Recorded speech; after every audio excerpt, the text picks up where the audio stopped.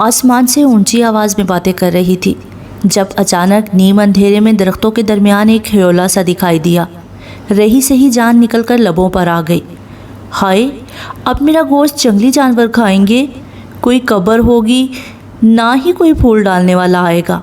आंखें बंद किए ज़ारो की तार रोते हुए कलमा पढ़ रही थी जब बर्फ़ में चलते कदमों की आवाज़ ऐन उसके चेहरे के करीब आकर रुकी। सारा जिस्म ठंड से कम खौफ के मारे ज़्यादा कँपकँपा रहा था। दांत एक दूसरे में बज रहे थे। आंखें खोलकर अपनी मौत को एक नज़र करीब से देखना तो चाहा, सामने किसी जंगली बिल्ले की बजाय एक काले लिबास वाले नकाबपोश को देखकर हलक से फलक शिगाफ चीख बरामद हुई। सारा जिस्म हिला जिसकी वजह से 1-2 इंच और बर्फ़ में घुस गई। आंखें फाड़ कर घूरा। गरम ऊनी नकाब से सिर्फ काली आंखें और सुर्खी माइल गुलाबी लब झांक रहे थे।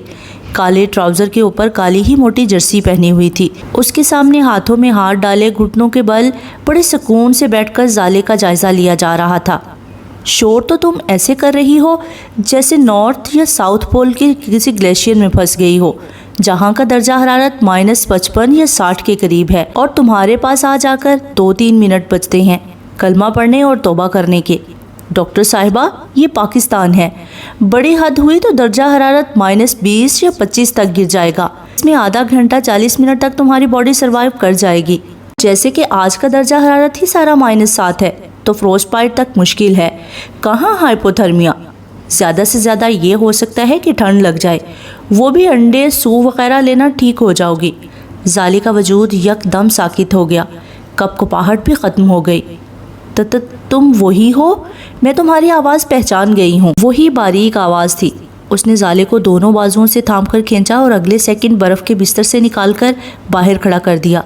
बाहर निकलते ही ज़ाले ने आओ देखा न ताओ उस पर झपट पड़ी। 2-4 मुक्के ही पड़े होंगे जो वो मरवत में खा गया था, मगर जब ज़ाले का हाथ उसके निकाब की जानिब बढ़ा, उसको एक्शन लेना पड़ा। दोनों हाथ मजबूत गिरफ्त में लेकर ज़ाले की कमर से लगा दिए। खुद वो उसकी पुश्त की जानिब खड़ा हो गया। ज़ाले का सर उसके सीने के ऊपर रखा हुआ था। एक हाथ उसके हाथ पकड़कर दूसरा हाथ कमर में डालकर उसे एहतजाज को रोक रहा था। मार क्यों रही हो? और ये सारी एनर्जी बर्फ़ से निकलने में क्यों नहीं सर्व की? उधर तो बड़े आराम से कलमे पढ़कर मौत के फरिश्ते के सामने सरेंडर किया जा रहा था। उसको इसी तरह लेकर वापस की जानिब बढ़ा। मोड़ काटते ही ज़ाले की नज़र थोड़ी दूर खड़ी गाड़ी पर पड़ी। वो वही गाड़ी थी जिसमें उसने लाहौर से कोयटा तक का सफ़र किया था। अब तो पक्का कंफर्म हो गया कि ये वही आदमी था। गुस्सा और तकलीफ़ तो थी, मगर ज़ाले को एकदम तहफ़्फ़ुज़ और सुकून का एहसास हुआ। पैसेंजर सीट पर उसे डालकर ख़ुद दूसरी जानिब से आकर ड्राइविंग सीट संभाल ली थी। जब ज़ाले ने एक दफ़ा फिर उसके निकाब पर हमला करना चाहा, मगर हाथ दरमियान में ही रोक दिए गए और वो एकदम गुस्से से धाड़ा, हाथ मत चलाओ, इंसान बनकर मुँह से बात करो, वरना मुझे भी जानवर बनकर बात करनी पड़ेगी। वो बिल्कुल मुतासिर ना हुई। बिल बहते आंसू साफ करते हुए भराई हुई आवाज़ में बोली, पहले तो जैसे बड़े इंसान हो। जब मैं तुम्हें उस घर में छोड़कर गया था तो तुमने उधर रहकर मेरी वापसी का इंतज़ार क्यों नहीं किया? एक गैर और अनजान लड़की पर भरोसा करके उठ खड़ी हुई। तो क्या तुम मेरे अपने हो? क्या मेरे खैरख्वाह हो, जो अपना चेहरा भी नकाब में छुपा कर सामने आए हो? मेरी बुआ ने तुम पर भरोसा किया था, तुमने वादा खिलाफ़ी की और मुझे एक अनजान शहर में मरने को अकेला छोड़ दिया। मेरे पास ये शिकवे शिकायतें सुनने का वक्त नहीं है। ये गांव है। तुम्हारी गैर मौजूदगी की खबर हर तरफ फैलते ही ये लोग तुम्हें ढूंढने निकलेंगे। मैं तुम्हें रिहाइश को जाने वाली पगडंडी पर उतार दूंगा। कोई पूछे तो कह देना रास्ता भूल गई थी, वगैरह वगैरह। मैं वापस नहीं जाऊंगी। उसके हतमी अंदाज में गियर बदलता हाथ एक लम्हे को रुका। तो क्या मेरे साथ जाना है? ये ख्वाब देखना भी मत। ना मेरे पास घर है ना ठिकाना, इसलिए इधर नौकरी पर लगी हो तो चुप करके लगी रहो। तुम्हारे साथ जाती है मेरी जूती। काले कलोटे इंसान, आखिर तुमने खुद को समझ क्या लिया है? मैं कोई मरी जा रही हूँ तुम्हारे साथ किसी टूटे फूटे जिन्नों के खंडरात में जाने के लिए? मैं वापस लाहौर जाना चाहती हूँ। तुम मुझे बस कोयटा के ट्रेन स्टेशन तक पहुँचा दो। मैंने आज 1 हफ़्ता पुराना अखबार देखा है। मेरे कज़न की डेथ हो गई है, ऐन उसी दिन जिस दिन मैं वहाँ से आई थी। अगर ये सब हो जाना था तो काश मैं बुआ की बात ना मानती, मगर अब मैं यहाँ वहाँ पनाह नहीं ढूंढूंगी। मुझे घर वापस जाना है, आज और अभी। वो गाड़ी एक दफ़ा फिर रास्ते पर ही रोककर उसकी जाने मुड़ा। तुम्हारा वापस जाना अब मुमकिन नहीं है। क्यों मुमकिन नहीं है? वो मेरा घर है, जब जी चाहे जा सकती हूँ। वो तुम्हारा घर था, مگر جب تم نے میرے ساتھ فرار ہونے کا فیصلہ کیا تو وہ گھر تمہارے لیے دنیا کی آخری جگہ بن گئی جہاں تمہیں کبھی امان ملے گی۔ تم نے اخبار میں وہ خبر پڑھی ہے جو تمہارے تایا کی بیٹیوں اور دامادوں نے اپنی مرضی سے اخبار والوں سے چھپوائی ہے؟ اور ایک خبر وہ بھی ہے جو تمہاری ساری برادری اور خاندان میں چہمگوئیاں پیدا کر رہی ہے۔ کیا مطلب؟ مطلب یہ ظالے کہ تمہارے بارے میں یہی رائے کہی جا رہی ہے کہ تم نے اپنے کسی آشنا کے ساتھ مل کر اپنے منگیتر کو قتل کیا ہے اور اسی آشنا کے ساتھ فرار ہو گئی ہو۔ ظالے کو یوں لگا جیسے چھت سر پر آ گری ہو، رونا بھی بھول گئی۔ پورا رخ موڑ کر اس کی آنکھوں میں دیکھتے ہوئے بے یقینی سے بولی، تم مذاق کر رہے ہو؟ تمہارا میرا کوئی مذاق نہیں۔ ایسا وہ لوگ سوچ بھی کیسے سکتے ہیں؟ میری کزنیں تائی سب مجھے جانتے ہیں، میری کسی کے ساتھ کوئی شناسائی نہیں ہے۔ اس کی آواز میں بے یقینی ہی بول رہی تھی۔ اور تم یہ سب کیسے جانتے ہو؟ تمہیں کس نے بتایا؟ اس کے دونوں ہاتھ ابھی بھی اسٹیئرنگ پر دھرے تھے، ارد گرد بھی نظر رکھے ہوئے تھا۔ یہ سب باتیں کرنے کا اس وقت ٹائم نہیں ہے، اندھیرا پھیل گیا ہے، اس وقت تمہارا واپس جانا ضروری ہے۔ میں کل آؤں گا، تب پوچھ لینا جو جاننا چاہتی ہو، مگر جو میں نے کہا ہے وہ جھوٹ بالکل بھی نہیں ہے۔ پھر ٹھیک ہے، میں اب تمہارے ساتھ ہی جاؤں گی، کوئی نہیں جانا مجھے ہاسٹل۔ سیاہ آنکھوں میں اب غصہ جاگا۔ اگلے پل اس نے ڈیش بورڈ کے خانے سے ایک سیل فون نکال کر ظالے کی جانب بڑھایا۔ تمہارے آتے ہی اگلے دن ان لوگوں نے تمہارے ساتھ بھلائی کرنے والی مائی کو زہر دے کر ختم کر دیا تھا، کیونکہ گھر کے کسی ملازم نے اس کے ساتھ میری ہونے والی بات چیت دھمکی ملنے پر سب کے سامنے اگل دی تھی۔ یہ لائن ٹریس نہیں ہو سکتی، تم اپنے گھر کا نمبر ملاؤ اور تصدیق ہو جائے گی۔ ظالے نے فون تھام لیا۔ اس آدمی پر وہ مزید اندھا یقین نہیں کر سکتی تھی۔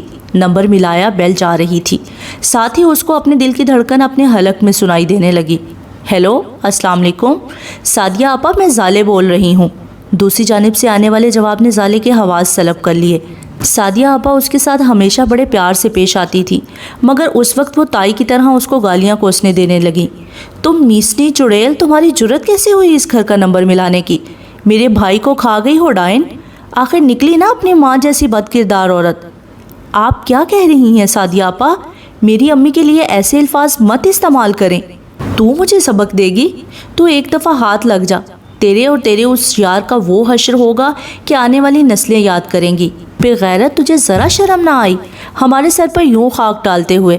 اتنے سالوں سے میرے باپ نے تجھے سینے سے لگا کے رکھا، اس کا یہ صلہ دیا تم نے؟ میرا ایک ہی بھائی تھا ظالے، میرا ایک ہی بھائی تھا۔ تمہیں موت آئے، اللہ کرے کتے۔ ظالے کی کانپتے ہاتھ سے فون لے کر اس نے لائن کاٹ دی۔ تھوڑی دیر تک گاڑی میں خاموشی چھائی رہی، دونوں ہی اپنے سامنے ونڈ سکرین کی دوسری جانب دیکھتے رہے۔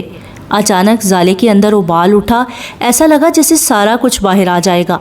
اپنی جانب کا دروازہ کھول کر وہیں جھک گئی۔ بڑی بڑی کیے آئی تھی۔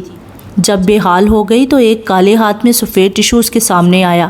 خاموشی سے ٹشو لے کر اس نے منہ صاف کیا۔ گاڑی کے اندر ہیٹر کی وجہ سے اس کے کپڑے گیلے ہونے کے باوجود سردی کا احساس شدید نہ رہا تھا، مگر اس وقت وہ گاڑی سے نکل گئی۔ دور سے گھروں میں جلتی روشنیاں نظر آ رہی تھیں۔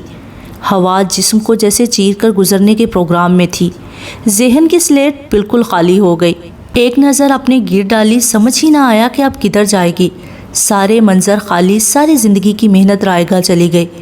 مرے ہوئے قدموں سے جس طرف روشنی کے نقطے نظر آ رہے تھے ادھر کو جانے کا فیصلہ کر کے آگے بڑھی۔ تبھی سامنے سے ایک گاڑی کی ہیڈ لائٹ چمکی، ساتھ ہی برف میں زور لگانے سے انجن کا احتجاج بھی آیا۔ اس نے گردن گھما کر پیچھے دیکھا، گاڑی کی پچھلی لائٹس ہر لمحے کے ساتھ دور سے دور ہوتی دکھائی دیں، بالکل اس کے مستقبل کی طرح۔ کچھ بھی صاف نہ تھا۔ سامنے سے آنے والی گاڑی میں سے پریشان سی شکل لیے نعمان برآمد ہوا۔ ظالے بہن، آپ ٹھیک تو ہیں؟ کیا ہوا تھا؟ میں آپ کو لینے آیا، آپ کلینک پہ تھے ہی نہیں۔ کب سے میں اور غازان آپ کو ڈھونڈ رہے ہیں۔ میں تو گھر جانے کے لیے نکلی تھی، مگر نہ جانے کیسے غلط راستے پر قدم ڈال کر راستہ کھو بیٹھی، مجھے گھر ہی نہیں مل رہا۔ جو اس کی ذہنی حالت تھی، اس کے مطابق جو الفاظ زبان سے نکلے وہ عین اس کی اصل صورتحال کے مطابق تھے۔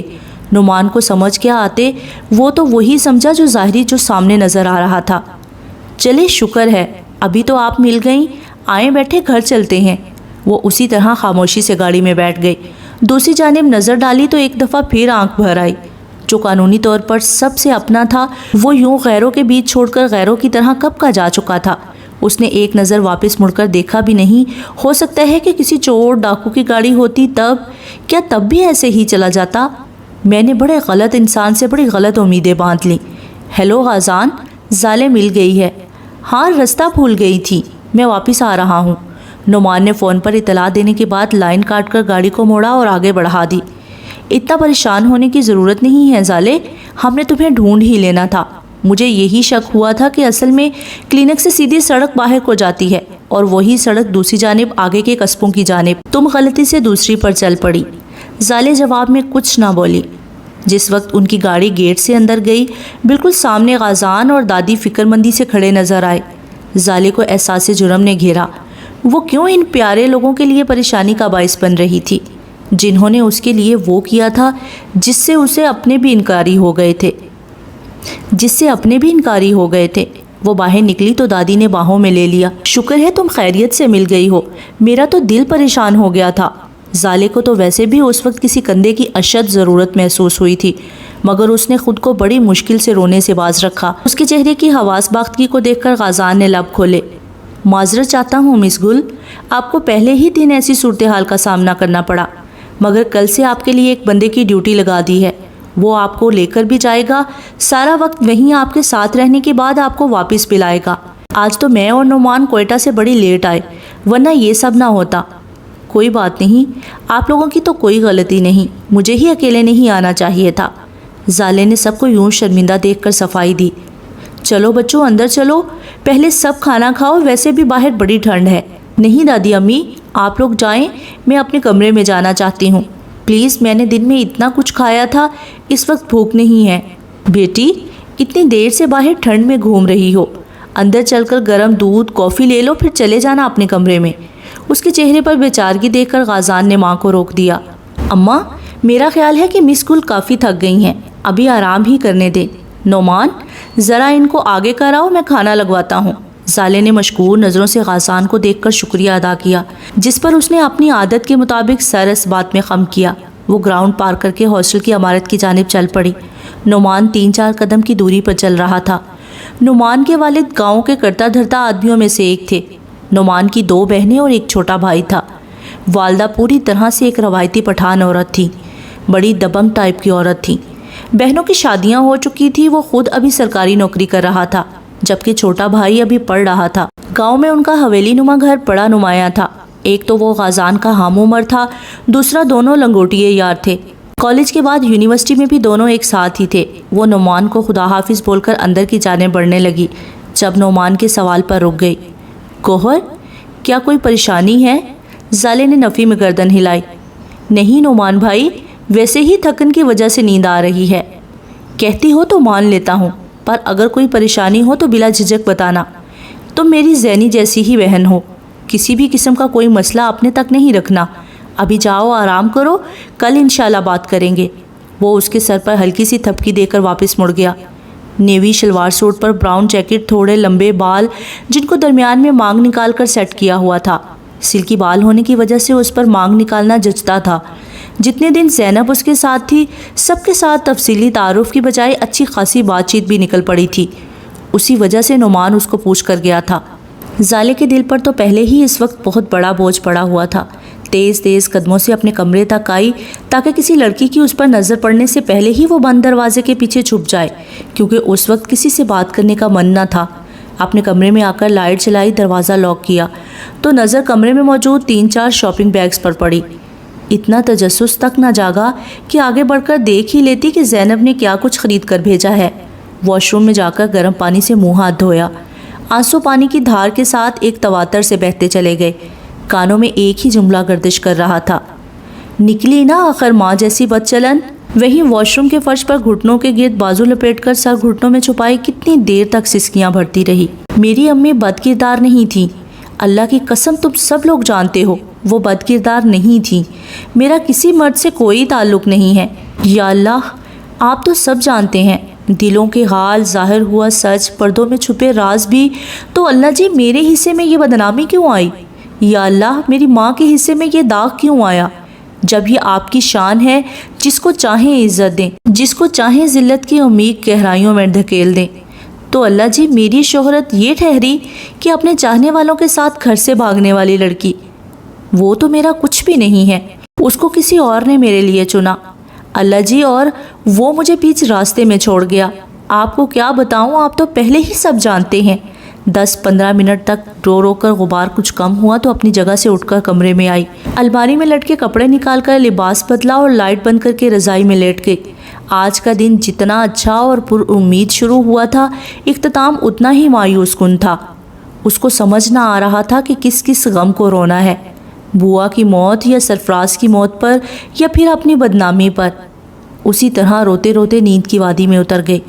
وہ لوگ کھانے کی میز پر موجود تھے جب رحمت بی بی نے فکر مندی کا اظہار کرتے ہوئے کہا، غازان، تمہیں زالے کو اس طرح سے جانے نہیں دینا چاہیے تھا، کھانا کھا کر سوتی تو اچھا ہوتا، اب کہیں بیمار نہ پڑ جائے۔ اس نے اپنی پلیٹ پر سے نظر اٹھا کر انہیں دیکھا۔ اماں، آپ کی بات بھی ٹھیک ہے، مگر آپ نے دیکھا نہیں کہ اس کے چہرے پر رقم تھا کہ وہ رکنا نہیں چاہ رہی تھی، اس لیے میں نے ایسا کہا۔ پچھلے کئی دنوں سے کھانے کی میز پر زینی اور زالے کی وجہ سے اتنی رونق رہی ہے، آج دونوں نہیں ہیں تو گھر سونا لگ رہا ہے۔ رحمت بی بی کی بات پر نعمان دھیرے سے مسکرایا، ٹشو سے منہ صاف کرتے ہوئے بولا، موئے، زینی کی رونق تو 10 بندوں کے برابر ہے، زالے تو کم ہی بولتی ہیں، پر زینی کو چپ کروانا عذاب ہے، سارا دن سر پر سوار رہی ہے، لنچ بھی اسی کی مرضی کے ریسٹورنٹ سے کرنا پڑا، حالانکہ غازان یہی کہتا رہا کہ پیپر ہے، ایک نظر کتاب کو کھول کر دیکھ لو، مگر نہ جی، زینی تو میری بلبل ہے، میرے باغ کا سنہری پرندہ، اللہ اس کو میری بھی عمر لگا دے۔ زالے بڑی ہی نیک فطرت بچی ہے، پر اس کے ساتھ کچھ اچھا نہیں ہوا، شوہر معمولی سی بات پر جھگڑ کر اس کو چھوڑ گیا ہوا ہے۔ رحمت بی بی کی باتوں پر دونوں دوستوں کے کان کھڑے ہوئے۔ کیا مطلب؟ غازان نے الجھن بھرے انداز میں پوچھا۔ تم لوگوں سے میں نے ایک بات چھپائی ہے۔ رحمت نے باری باری دونوں کو دیکھا، جو کھانے سے ہاتھ روک کر ان کو دیکھ رہے تھے۔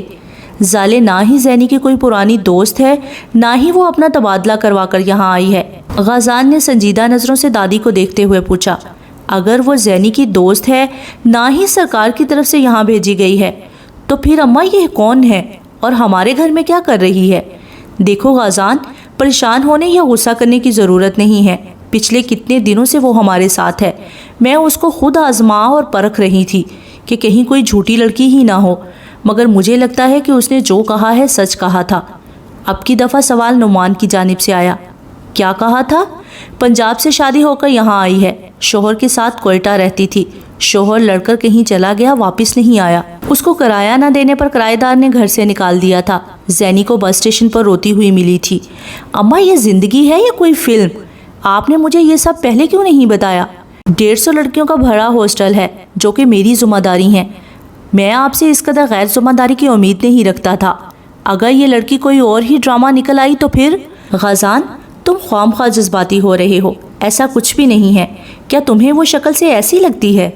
اماں، کاش انسانی شکلوں پر لکھا مل جائے کہ کون چور ہے اور کون محافظ۔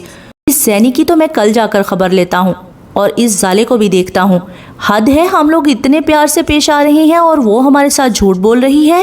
غازان، اس نے کوئی جھوٹ نہیں بولا ہے، اور اگر تمہیں اس کے ہاسٹل میں رہنے پر اعتراض ہے تو میں کل ہی اس کو اپنے پاس ادھر گھر میں لے آؤں گی، پر خبردار جو تم نے اس بچی کے ساتھ کوئی سوال جواب شروع کیا، وہ میری ذمہ داری ہے، میں دیکھ لوں گی۔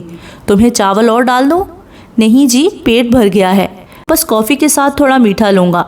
کیا خیال ہے شاہ جی، تھوڑا واک ہو جائے؟ اس نے نعمان سے پوچھا جو کہ نل پر ہاتھ دھو رہا تھا۔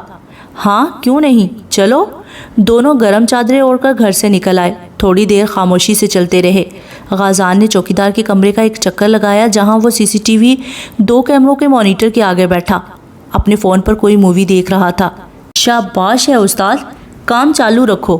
سمندر خان نے شرمندہ سے مسکراہٹ کے ساتھ فون رکھنا چاہا، مگر غازان نے منع کر دیا۔ کوئی نہیں، دیکھ لو یار، منع تھوڑی کر رہا ہوں، پر ہر وقت تمالی فلمیں ایسے دیکھتے ہو کہ جیسے تمہیں بڑی سمجھ آتی ہے۔ سر سمجھ تو نہیں آتا، پر ام کو ان کا ایکشن بڑا اچھا لگتا ہے، ہیرو ایک ہاتھ مارتی ہے اور گاڑی اڑتا ہو جاتی ہے۔ غازان کے ساتھ ساتھ باہر کھڑے نعمان کی بھی ہنسی نکل گئی، دونوں آگے بڑھ گئے۔ نعمان، ہمارے لوگ بہت سادہ ہیں یار۔ پر میرے خیال میں زیادہ سادگی بھی اچھی نہیں ہوتی، بعض اوقات نقصان دہ ثابت ہوتی ہے، انسان کو کم از کم زمانہ شناس ہونا چاہیے۔ ویسے غازان، تم زالے کی کہانی پر یقین کر رہے ہو؟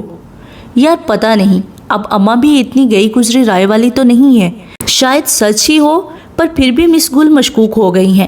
میرا خیال ہے کہ تم اس کو کل اکیلے میں ساری بات پوچھ لو، ہو سکتا ہے کہ واقعی وہ مجبور ہو، ہماری مدد کی ضرورت ہو، क्योंकि मैं एक उलझन का शिकार हो गया हूँ। कैसी उलझन?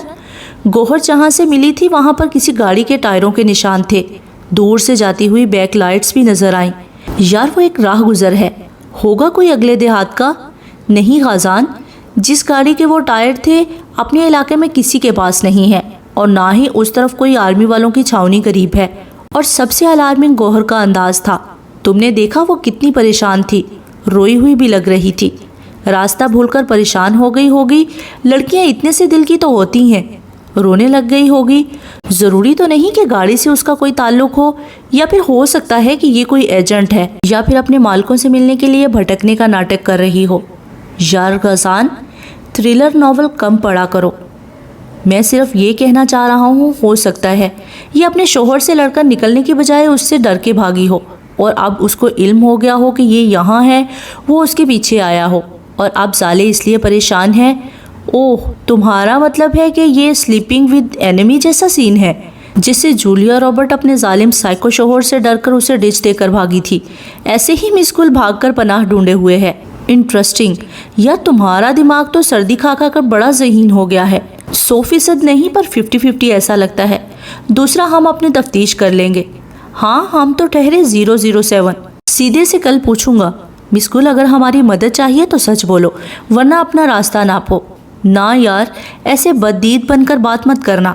चिड़िया सी तो है, झूठ क्यों बोलेगी? अपनी बहन है, होगी तेरी, मेरी तो नहीं। अच्छा जी, एक बहन बनाते हुए बड़ी तकलीफ हुई है। जो 200-300 लड़कियों को बेटी कहते हो वो क्या है? वो अलग बात है, वो मेरी जिम्मेदारी है। मेरी जैनी जैसी बेटियां हैं। ये भी किसी की बेटी है? हाँ किसी की है, मेरी नहीं। बड़े कमीने हो। मैं अब घर चलता हूँ, सुबह वापस जाना है। कल अगर आ गया तो मुलाकात हो जाएगी, वरना वीकेंड पर मिलेंगे। और प्लीज़ गौहर को इधर ही रहने दो। ओके, खुदा हाफिज। सदा के बुद्धू इंसान। हाँ, तुम जो अकले कुल हो। गाजान हंसते हुए घर आ गया, जबकि नुमान अपनी गाड़ी की जाने पड़ गया। गाजी बता रहा था परसों आपने कॉल की थी। हाँ किया था फ़ोन, जब तुम अपने दोस्त के साथ मसरूफ़ थी। मार ली पहले ताना, और क्या ज़रूरत थी कल इतने खाने बनाकर ड्राइवर के हाथ भेजने की। अम्मा, यहाँ पर भी खानसामा मौजूद है, हर तरह का खाना बना लेता है। ऐसे चौंचले मिडिल क्लास लोगों को सूट करते हैं। तुम हाई क्लास हो। मैंने वो खाना अपने बच्चे के लिए बनाकर भेजा था, जिसके लिए तुमने आज तक एक काम भी अपने हाथ से नहीं किया। फीडर और नेपनियाँ तक मुलाजमाओं ने बदली। एक दिन तुमने दोनों बच्चों को सीने की गर्मी नहीं दी। दोनों ही डब्बे का दूध पीकर बड़े हुए हैं। न जाने तुम जैसी माओं को माँ क्यों कहा जाता है। क्या काजी को मेरा भेजा खाना पसंद नहीं आया था? दोनों बाप बेटा पागलों की तरह कल से वही खाना खा रहे हैं। सख्त उलझन होती है मुझे ऐसे रवैयों से।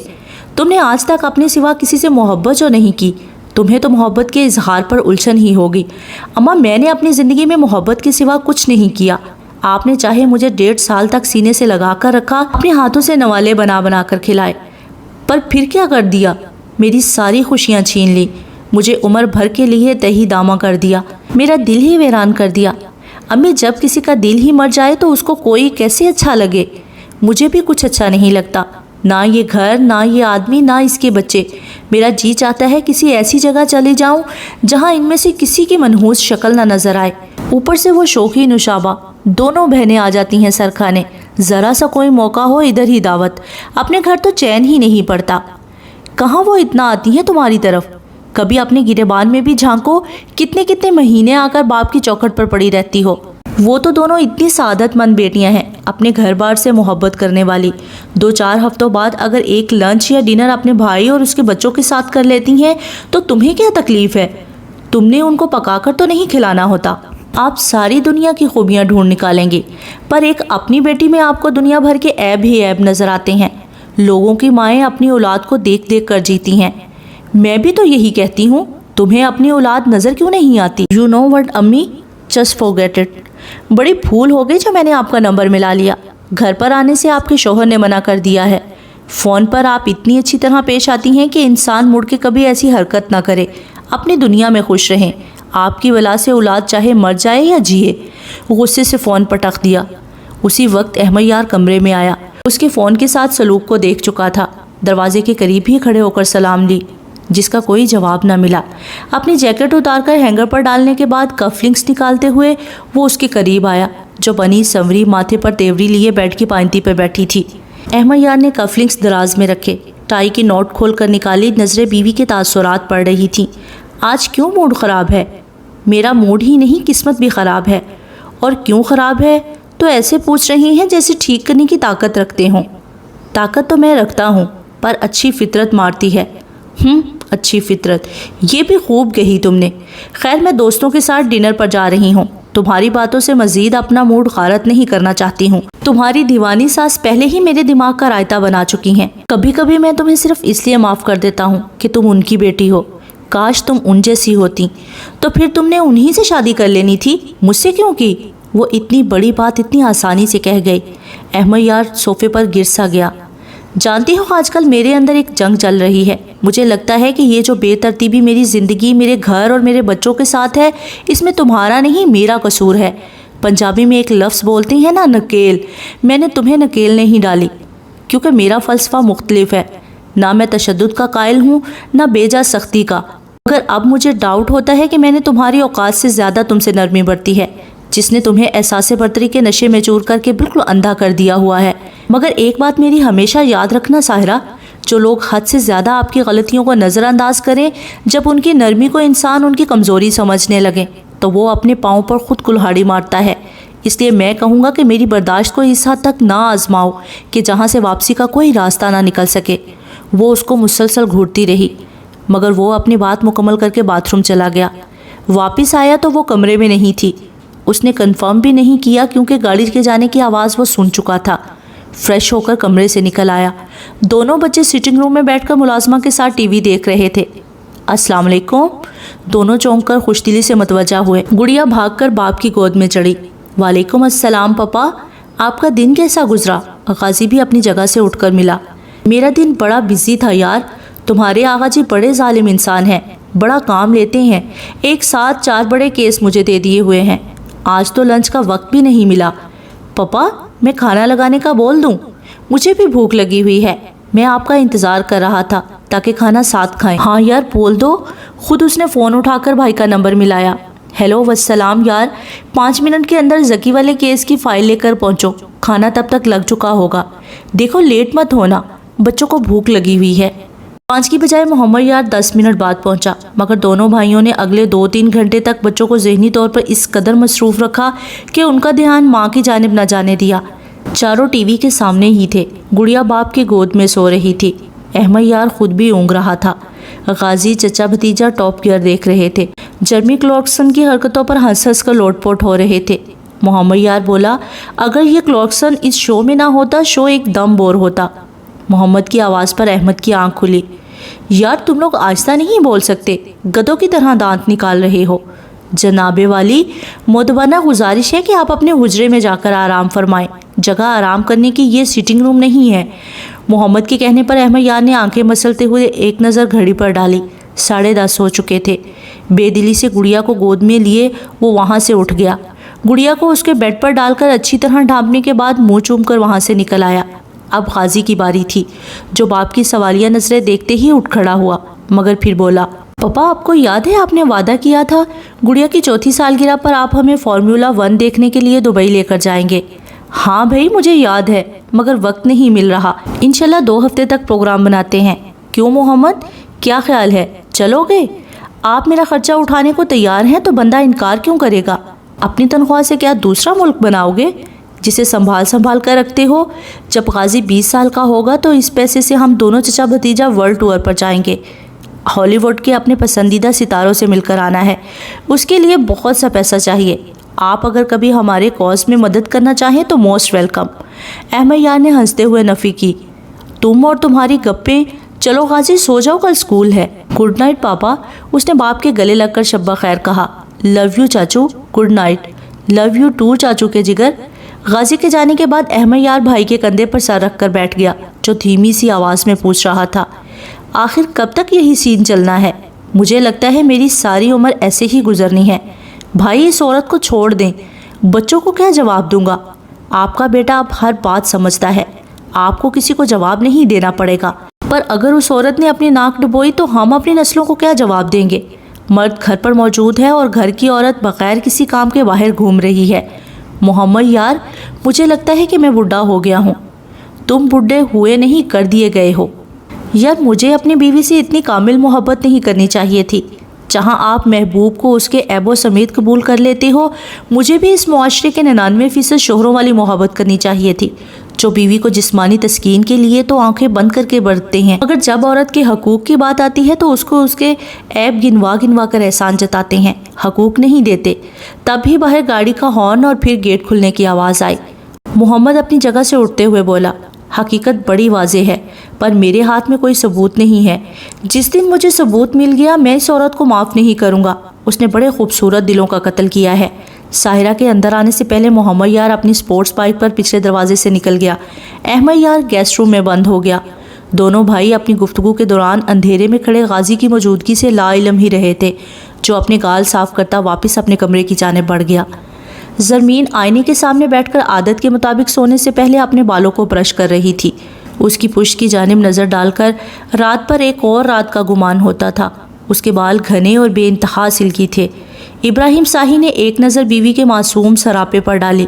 सारा दिन क्या काफ़ी नहीं होता जो तुम आधी रात को जुल्फ़े संवारने बैठ जाती हो, या फिर मैं कमरे में आना ही छोड़ दूँ? वो गुज़रे 7 सालों में शोहर के मिजाज से इस कदर आशना हो गई थी कि अब इब्राहिम को बात कहनी ही ना पड़ती, मगर ये आदत उसको कई दफ़ा जलील करवा चुकी थी। वो भी मजबूर थी कि जब तक कंघी न कर लेती नींद ना आती। इस वक्त भी वो फ़ौरन बाल समेट कर खड़ी हो गई। आप गुस्सा ना हो, मैंने बाल समेट लिए हैं। मैं तुम्हें कितनी दफ़ा कह चुका हूँ कि मुझे अपनी बात दोहराना पसंद नहीं है। मेरे ऑफिस में कोई वर्कर दूसरी दफ़ा गलती करे तो नौकरी से ही जाता है। अगर मुझे अपनी माँ का ख्याल ना होता तो घर में कब का ये असूल लागू कर चुका होता। वो शर्मसार सी आकर उसके करीब बैठ गई, जो सिगरेट की राख एस्ट्रे में झाड़ते हुए कीनातोज़ नज़रों से उसे घूर रहा था। ये जोड़ा कब बनवाया? रंग तो तुम पर अच्छा लग रहा है। क्या आपको अच्छा लगा? वली भाई ने दिलवाया है, उनको ये रंग बड़ा पसंद है। वो कब आया था? पिछले हफ्ते आए थे। क्या इधर घर पर आया था? नहीं, जल्दी में थे, बस एक दिन की छुट्टी थी, इसलिए अम्मी की तरफ ही मुझे बुलवा लिया। हाँ भाई, वो नवाब आदमी है। मेरे घर में कदम रखते तो उसकी शान घटती है, पर मेरी बीवी को वो आधे मुंह से फ़ोन करे वो भाग खड़ी होती है। शोहर की इज्जत का कोई ख्याल ही नहीं। नहीं, आप गलत समझ रही हैं, ऐसी तो कोई बात नहीं। ओ बस बीबी, बंद करो ये अपने भाई की सफाइयाँ देना। जैसे मैं जानता नहीं हूँ कि वो मुझे नापसंद करता है। उस नेक मुहिब्बे वतन सिपाही को लगता है कि उसका बहनोई 2 नंबरी करने वाला मकार इंसान है। फिर खुद ही सारा धुआं उसके चेहरे पर फेंकते हुए फलक शिगाफ कहकहा लगाकर हंसा। वैसे है बड़ा सियाना, जो काम मैं उससे छुपा कर करता हूँ उसको उनकी खबर हो ही जाती है। साले ने जासूस छोड़े हुए हैं, पर यह मेरा कुछ नहीं बिगाड़ सकता। जानती हो क्यों? क्योंकि उसकी बहन आपके पास है। ज़रमीन के जवाब पर वो एक दफ़ा फिर कहकहा मारकर हंसा। तुमने बिल्कुल ठीक कहा है, समझदार हो गई हो। मेरा पाँव वलीउल्लाह की शारक पर धरा है, जब चाहूँ छुरी से काट कर रख दूँ। बड़ा प्यार है बहन से, तड़पता मर जाएगा। आपको भाई से क्या बैर है? उन्होंने तो आपका कभी बुरा नहीं चाहा। वो चाह भी ले तब भी इब्राहिम शाही का बाल बीबी का नहीं कर सकता। मैं बड़ा अच्छा मूड लेकर तुम्हारे पास आया था, मगर तुमने सारा सत्यानाश कर दिया। तुमसे बेहतर वो औरतें हैं जिनके सामने नोटों की गट्ठी फेंको अपना तन मन वार कर कदमों में रख देती हैं। तुमसे बढ़कर हसीन और नाजुक अंदाम तुम क्या हो? निरा डिप्रेशन। वो दूसरे पल कमरे से जा चुका था। ज़रमीन ने अपने सीधे हाथ की गुलाबी हथेली की लकीरों पर उंगली फेरी। जिंदगी जहद मुसलसल की तरह काटी है, जाने किस जुर्म की पाई है सज़ा याद नहीं। ज़रमीन और वलीउल्लाह 2 ही बहन भाई थे। वालिद आर्मी में शहीद के मर्तबे पर उस वक्त फाइज हुए जब वलीउल्लाह 7-8 साल का था। वालदा ने दोनों को अपने पुरशफीक परों में समेट लिया। वली के रोल मॉडल हमेशा से अपने अब्बू ही रहे थे, जिनकी पैरवी में उसने तालीम मुकम्मल की और फ़ौज में भर्ती हो गया। उसका ख्वाब ज़रमीन को भी फ़ौज में लाने का ही था, मगर उस ज़माने में लड़कियों को फ़ौज में भेजने का रुझान बिल्कुल भी ना होने के बराबर था। ख़ासकर उनके ख़ानदान में तो लड़कियों को नौकरी करने ही नहीं दिया जाता था, कहाँ फ़ौज में भेजने की इजाज़त मिलती। ज़रमीन का रिश्ता फूफी ने बहुत छोटी सी उम्र में ही अपने छोटे बेटे के लिए मांग लिया था। तब फूफी के माली हालात कुछ इतने अच्छे ना थे। फूफा यरकान के मरीज़ थे, जो आखिरी स्टेज पर था। इब्राहिम अभी ज़ेरे तालीम था। बड़ा इब्राहिम भी मर के ग्रेजुएशन के बाद बस यहाँ वहाँ दोस्तों के साथ वक्त गुजार देता। उसके ऊंचे शौक़ थे, मगर सरमाया नहीं था। घर में आमदनी का ज़रिया आ जाकर चंद ज़मीनों से मिलने वाला ठेका ही था। مگر پھر دیکھتے ہی دیکھتے حالات بدل گئے، جس کو اگر کوئی کہے کہ رات کے رات امیر ہو گئے تو غلط نہیں ہوگا۔ ابراہیم نیشنل اسمبلی کی سیٹ جیت گیا، الیکشنوں میں کھلا پیسہ خرچ کیا۔ کہاں وہ لوگ پیدل آتے جاتے اور عام لباس پہنتے، اب تو عمدہ لباس اور یہ بڑی بڑی گاڑیاں آنے لگی۔ پرانا محلہ چھوڑ کر صاف ستھری اسکیم میں محل جتنا بڑا گھر لیا۔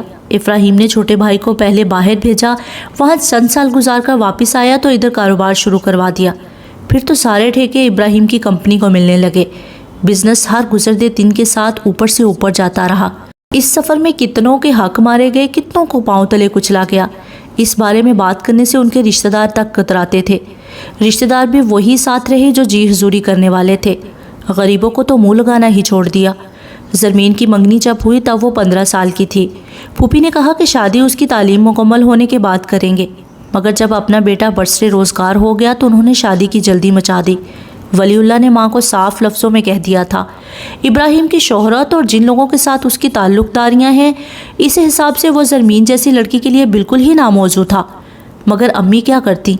ایک ہی نند، اس کو بھی اتنے سالوں سے زبان دی ہوئی تھی۔ اب ایک دم عین وقت پر انکار کرنا آسان نہیں تھا۔